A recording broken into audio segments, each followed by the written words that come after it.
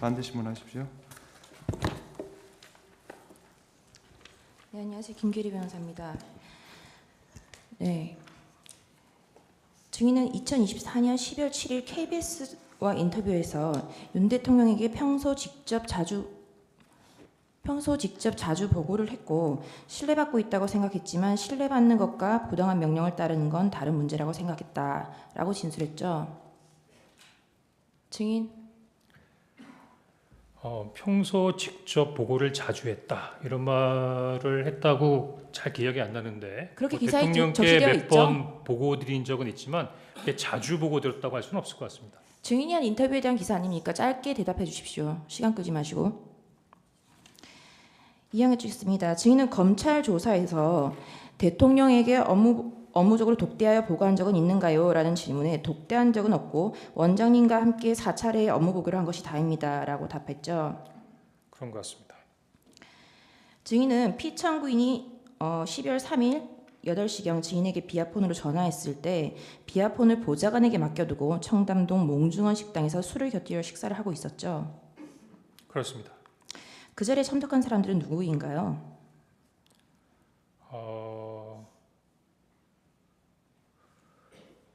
그게 왜 궁금하시죠? 제 지인들이면 뭐 여러분인데 혹시라도 이게 공개적인 자리에서 어떤 부분에 생략하겠습니다. 이름을 얘기하는 게 생략하겠습니다. 적절할지 잘 모르겠습니다. 답변을 짧게 해주십시오. 신문상이 깁니다. 술은 얼마나 마셨나요? 8시에 저도 그날 굉장히 늦게 도착했던 부분이고 사실 그날 저와 같이 자리셨던 분들이 연배가 굉장히 많으신 분들이라 술을 많이 하시는 그런 자리는 아니었습니다. 네, 증인은 증인의 보좌관으로부터 대통령에게 전화가 왔다는 연락을 받고 황급히 보좌관과 몽중원과 국정원의 중간 지점인 조선 팰리스 호텔에서 만나서 전화기를 받아 20시 22분경 피청구인과 약 20초간 통화를 했죠. 그렇습니다. 네, 이때 그 피청구인이 한두 시간 있다 전화할 일 있으니 대기하라라고 했죠. 네. 증인은 이전에도 대통령과 통화하거나 연락한 적이 있느냐라는 질문에 전혀 없습니다. 이번이 처음이었습니다. 그래서 제가 처음으로 대통령께서 저에게 전화를 했는데 받지를 못해서 마음이 엄청 급했고 곤란하게 되었다고 생각한 것입니다. 라고 하였죠. 그렇습니다.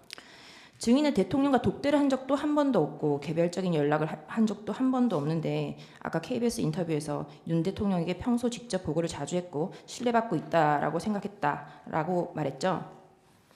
그 KBS 보도와 그렇게 기사화되었죠. 권고 기자한테 물어보시죠. 그렇게 인터뷰를 했으니까 그렇게 기사화됐겠죠. 네, 증인은 여인영은 방첩사령관으로 취임한 이후 처음 알게 되었는데 방첩사가 국정원과 업무 파트너이기 때문에 방첩사령관이 국정원을 자주 방문해서 업무적으로만 알고 지내던 사이였습니다. 그리고 간부들끼리 저녁을 한 번 한 적은 있는 것 같습니다. 라고 하였죠.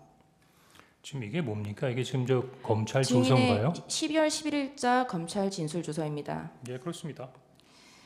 네, 증인은 여인영과의 마지막 전화인 2024년 12월 3일 23시 06시경 지금 그 여인영과 그 피청구인과의 통화 목록입니다. 예. 마지막 통화인 23시 06분경 통화에서 여인영이 국회는 경찰과 협조해서 봉쇄하고 있습니다. 라고 좀 뜸을 들이더니 선배님 이걸 좀 도와주세요. 저희 체포조가 나가 있는데 소재 파악이 안 돼요. 명단을 불러드릴게요. 라고 말했다고 진술했죠. 네.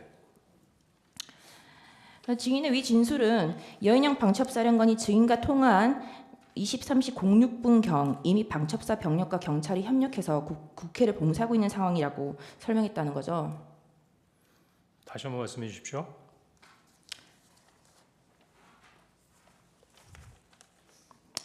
증인의 이 진술에 의하면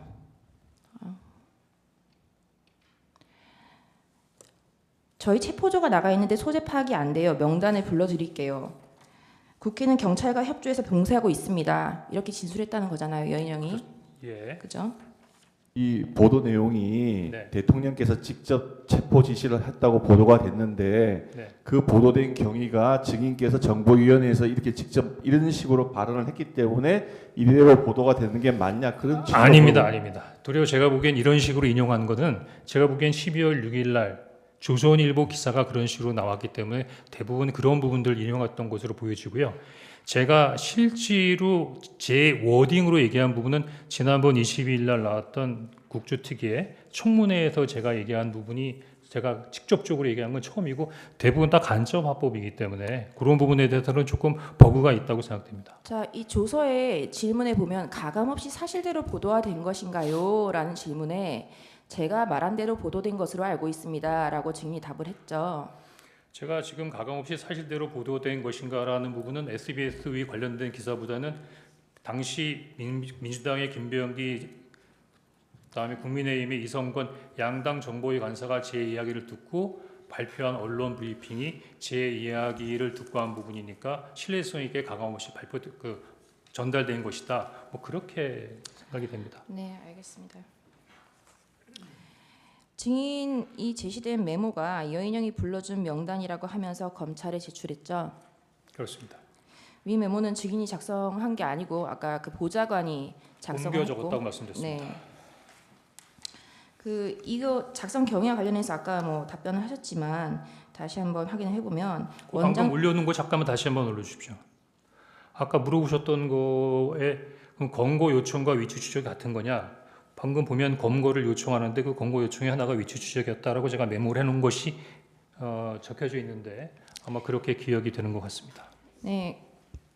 원장님 공간 마당에 주차된 차 옆에서 이 메모를 여사령관이 불러주는 명단을 적었는데 이 명단을 쭉 들으면서 이거 미친놈이다라는 생각이 들어서 그 다음은 제대로 적지도 않았는데 아무튼 명단을 다 듣긴 들었다라고 진술했죠. 네, 이 메모를 들고 사무실에 들어와서 보좌관에게 주면서 한번 정리해봐라. 나도 잘 못 알아보겠다라고 해서 보좌관이 다시 그 내용을 작성했습니다라고 했죠. 그렇습니다. 그리고 처음 적은 메모는 너무 날려 적어서 보기 힘들어서 제가 구겨버린 것으로 기억합니다라고 진술했죠. 네, 지금 이 메모 작성한 보좌관이 누군가요? 제시 자료는 아직 채택이 안 된. 아니 아까 동의하신 것 같은데. 그거는 검찰이나 경찰에서도 물어봤는데요. 제가 그 국정원 직원이기 때문에 국정원에 대한 신분을 공개할 수 아니에요. 없다라고 답변했습니다. 네, 이 메모의 보좌관은 이런 메모를 들은 적도 없고 메모를 작성을 지시한 적이 없다라고 보좌관은 진술하고 있습니다. 잠깐만요.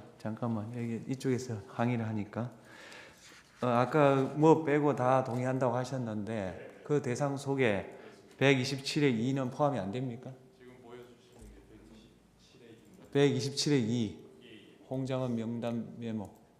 메모가 아니라 그 보좌관 진술서입니다. 보좌관의 진술서를 제시하고 있습니다. 지금 저 띄워놓으신 부분은 저 부분은 저희가 부동의 지금 그러면 127의 알겠습니다. 2는 인정하고 아닙니다. 제가 그 이 부분에 그다음에 대해서 말씀드렸습니다. 139-1을 인정 안 한다 이 말입니까? 예. 139-1은 지금 채택이 안 된 것 같은데요. 네, 알겠습니다. 네. 그러면 그냥 철회하고 이 보좌관을 참고로 제 보좌관이 한 명이 아닙니다. 3명인 걸로 알고 있습니다. 예, 그 세 명 다 이렇게 진술했습니까? 그건 답변 드리기 어렵습니다. 왜 답변 드리기 어렵습니까? 보좌관이 증인은 작성한 게 제가 없다고 증인이 아니지 말씀하셨다고 하셨지 않습니까? 않습니까? 그러면 네. 제가 보기엔 그 중에 한 사람이 하긴 했네요. 그렇죠? 자, 증인은 명단을 듣다가 미친놈이구나 하고 메모를 하지 않았다라고 했는데 굳이 다시 보좌관에게 이 메모를 정리해서 작성하라고 한 이유가 뭔가요?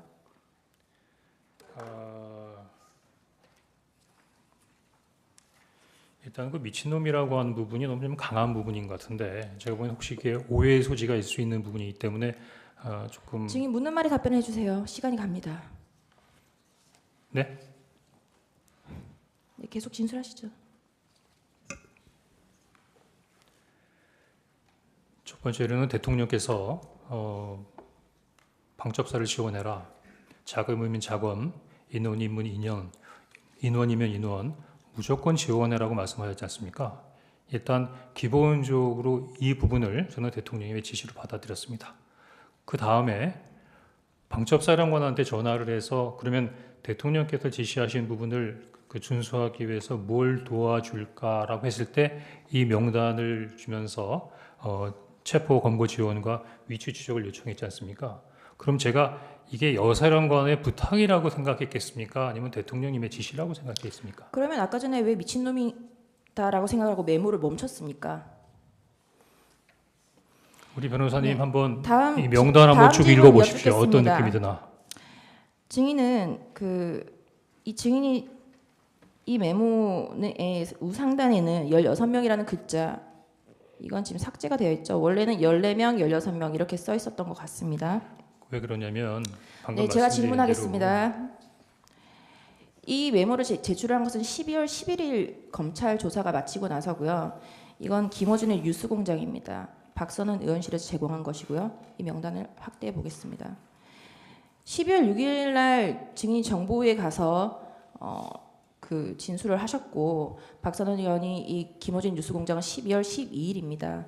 여기에 제공된 이 명단에는 14명과 16명이 선명하게 있습니다. 12월 6일 날 박선원에게 이 명단을 제공했을 때는 왜 14명인지 16명인지 특정되지 않다가 우리 변호인님께서 이미 잘 알고 계시네요. 제가 그날 그 여인영 사령관의 이야기를 들으면서 중간에 적다 그만뒀다 그랬지 않습니까? 하지만 듣기는 들었죠. 그러니까 기억은 하고 있었죠. 하지만 기억에 있는 내용을 옮기다 보니까 약간의 착오가 있어서 14명인 것 같기도 하고 16명인 것, 그러니까 처음부터 똑바로 다 받아 적었으면 아주 정확하게 딱 떨어질 건데, 중간에 제가 적으면서 뭐 조금 약간 감정적인 부분도 있고 이거 뭐 이런 식으로 생각하다 보니까 좀 정확하지 않은 부분을 나중에 복귀하다 보니까 이런 부분에 있어서 약간 좀 오류가 있었던 것이고, 그러면 뭐 쉽게 말하면 미친놈이라면서 왜 다시 복귀했냐. 아무리 그래도 일단 지시를 받은 부분이고 사령관에게 들은 부분이니까 그 정리는 좀 해놔야 되겠다는 생각이 들어서 다시 정리를 한 것입니다.